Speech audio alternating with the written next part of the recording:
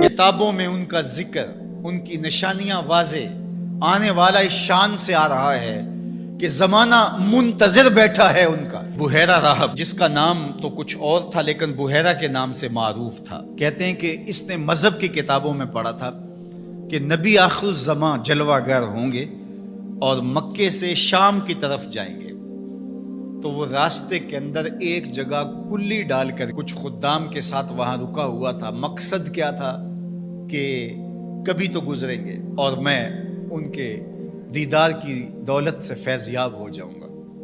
مذہب کی کتابوں میں ساری نشانیاں اس نے پڑھ رکھی تھی۔ وظیفہ کیا کرتا ہے؟ یہاں بیٹھ کے صبح ہوتے ہی مکان کی چھت پہ چڑھ جاتا ہے، اپنی اس کٹیا کے اوپر چڑھ کر کے حجاز کی طرف آنے والے قافلوں کی راہیں تکتا ہے۔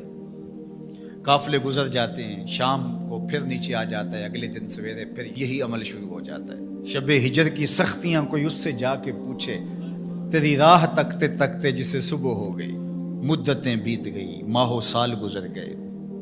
ایک دن وہ اپنے مکان کی چھت پہ چڑھا ہی تھا تو ایک قافلہ دکھائی دیا۔ اس نے کیا منظر دیکھا کہ دائیں بائیں کے درخت سجدہ کناں ہیں۔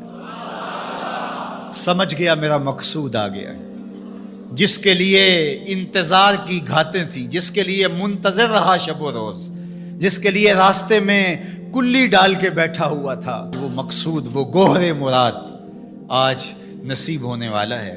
تو جلدی سے نیچے اترتا ہے اور اپنے مصاحبوں سے کہتا ہے، جلدی جلدی اس قافلے والوں کا کھانا تیار کر دو۔ کہا کہ پہلے بھی قافلے گزرتے ہیں، یہاں رکتے بھی ہیں، آپ نے کسی کو پوچھا بھی نہیں ہے۔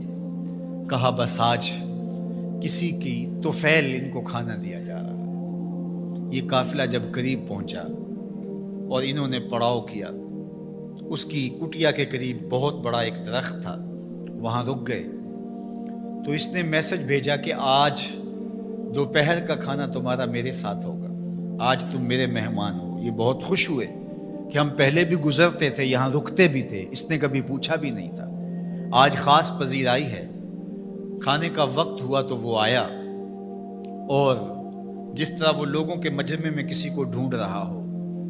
حضور علیہ السلام اونٹوں کے پاس تھے، 12 سال حضور علیہ السلام کی عمر تھی، تو آقا کریم وہاں تشریف فرما تھے اور یہ سارے یہاں کھانا کھانے درخت کے نیچے بیٹھے تھے۔ میرے والد گرامی، اللہ ان کی قبر پہ کروڑوں رحمتوں کا نزول فرمائے۔ تو یہاں ترمذی شریف کے اندر تفصیلی واقعہ موجود ہے، اس میں عربی الفاظ جو ہیں ان کا ترجمہ اپنے لہجے میں وہ یوں کیا کرتے تھے کہ وہ بحیرہ راہب آ کر کے ان سے کہتا ہے کہ بارات آئی بیٹھی ہے، دولہا کہاں ہے؟ بارات آئی بیٹھی ہے، دولہا کہاں ہے؟ پھر حضور علیہ السلام جب تشریف فرما ہوئے تو اب وہ راہب آیا، فَأَخَذَ بِيَدِ رسول اللہ صلی اللہ علیہ وسلم۔ حضور کی عمر کتنی ہے؟ 12 سال، اور حضور کا اس نے ہاتھ پکڑ لیا۔ صحیح ترمذی روایت ہے۔ قال، اور اس نے کہا، ھذا سید العالمین، قافلے والو سن لو، یہ تمام جہانوں کا سردار ہے۔ ھذا رسول رب العالمین، یہ تمام جہانوں کا رسول ہے۔ یبعثہ اللہ رحمت للعالمین، اور سن لو اللہ اس کو تمام جہانوں کے لیے رحمت بنا کے مبعوث فرمانے والا۔ اللہ اکبر۔ تو دھوم مچی ہوئی تھی حضور کے آنے سے قبل، پیغمبر راہیں بتا رہے تھے، نشانیاں بتا رہی تھی۔ حضرت موسیٰ علیہ السلام پر جب الواح تورات کا نزول ہوا تو انہوں نے جب تورات پڑھی تو اللہ کی بارگاہ میں عرض گزار ہوئے، اللہم انی اجد فی الالواح امتا هم المستجیبون المستجاب لهم فاجعلهم امتی، قال تلک امت احمد۔ کہا مالک، میں نے الواح تورات میں ایک امت کا تذکرہ پڑھا ہے جن کی دعائیں تو قبول فرمائے گا، جن کی دعائیں رد نہیں ہوں گی، وہ امت میری امت کر دے۔ کالا تلک امت احمد صلی اللہ علیہ وسلم، فرمایا کہ یہ تو میرے پیارے احمد کی امت ہے۔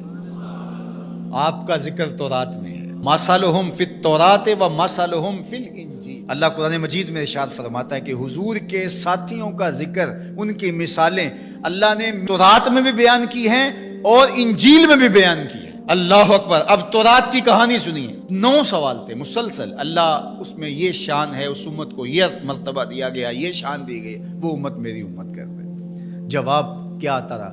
تل کا امت احمد, یہ تو میرے نبی محمد صلی اللہ علیہ وسلم کی امت ہے. تو جب 9 مرتبہ یہ سوال کر چکے تو پھر حضرت موسیٰ نے کیا عرض کی؟ اللہم اجعلنی من امت احمد. اللہ وہ امت میری امت نہیں بناتا, مجھے اس کی امت سے کر. چوں بشانش نگاہ موسیٰ کرد شدن از امتش تمنا کرد. جب حضرت موسیٰ نے ان کی شانیں دیکھی تو خود آرزو کی, مالک مجھے اس نبی کی امت سے کر دے. پیغمبروں نے آرزویں کی, 12 نبیوں کی آرزویں مختلف کتب میں موجود ہیں, جنہوں نے یہ تمنا, یہ آرزو کی.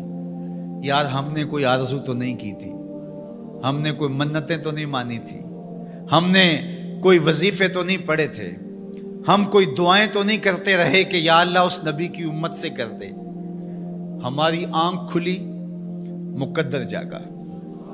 ہمارے والد صاحب مسجد سے مولانا کو بلا لائے, اس نے کان میں آ کے کہا مبارک ہو تو حضور کا غلام بن کے آ رہا ہے. شاہوں سے ملا ہے نہ تونگر سے ملا ہے, اللہ کا عرفان اسی در سے ملا ہے. اوروں کو ملا ہے تو مقدر سے ملا ہے, مجھ کو تو مقدر بھی تیرے در سے ملا ہے. یہ میرے اور آپ کے بخت کے ہم حضور کی امت ہیں. میرے والد گرامی جھوم کے پڑھا کرتے تھے, محمد جانے جانا ہے پیغمبر ہو تو ایسا.